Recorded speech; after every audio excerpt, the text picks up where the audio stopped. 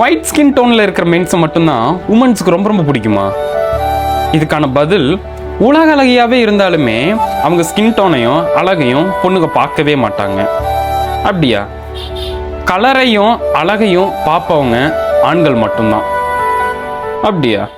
இதுக்கான ரீசன் என்ன சொல்கிறாங்கன்னா, ஒரு பொண்ணு கருப்பாக இருந்தாலும் அவங்க ஹஸ்பண்ட் வந்து கொஞ்சம் கலராகவோ இல்லை மாநரமாவோ இருந்தாலுமே ஏதோ ஒரு சண்டையில் அந்த ஹஸ்பண்ட் வந்து அந்த பொண்ணை வந்து கலரை வச்சு குத்தி காட்ட ஆரம்பிச்சிடுவாங்களாம். இதே மேரேஜ்க்கு அப்புறம் மென்ஸ் வந்து அவங்க ஒய்ஃப் எதிர்பார்த்த அளவுக்கு இல்லை, அதாவது அவங்க அழகா இல்லை, கலராக இல்லை, அவங்க நினச்ச சைஸில் இல்லை அப்படின்ட்டு மென்ஸ் வந்து நம்ம ஒய்ஃப் என்னடா இப்படி இல்லை அப்படின்னு நினச்சிட்டாங்கன்னா அவங்களுக்கு அவங்களே ரொம்ப ஃபீல் பண்ண ஆரம்பிச்சிருவாங்க. என்னடா ஃபேமிலி சொன்னதுக்காக நம்ம இவ்வளோ கல்யாணம் பண்ணிட்டு இப்படி சுற்றிட்டு இருக்குமே அப்படின்னு சொல்லிட்டு உள்ளேயா ஃபீல் பண்ண ஆரம்பிச்சிருவாங்களாமா.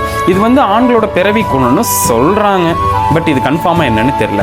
இதே ஆப்போசிட்ல பெண்களை எடுத்துக்கிட்டோம்னா அவங்க மனசுக்கு பிடிச்சா மட்டும் போதும், அவங்க என்ன சொன்னாலும் கேட்பாங்க, அவங்களுக்காக என்ன வேணா பண்ணுவாங்க. இதே இப்போ எக்ஸாம்பிளுக்கு அந்த பெண்கள்லாம் என்ன சொல்றாங்கன்னா, நாங்கள் கருப்பாக இருக்கிற ஸ்கின் டோன் இருக்கிற ஆண்களை எல்லாம் கல்யாணம் பண்ணுறோம், ஒரு மாதிரியா இருக்கிற ஆண்களை எல்லாம் நாங்கள் கல்யாணம் பண்ணுறோம். இதே நாங்கள் அப்படி இருந்தால் எந்த ஆண்களுமே எங்களை கல்யாணம் பண்ணுறதுக்கு முன்வரவில்லைன்ட்டு சொல்கிறாங்க.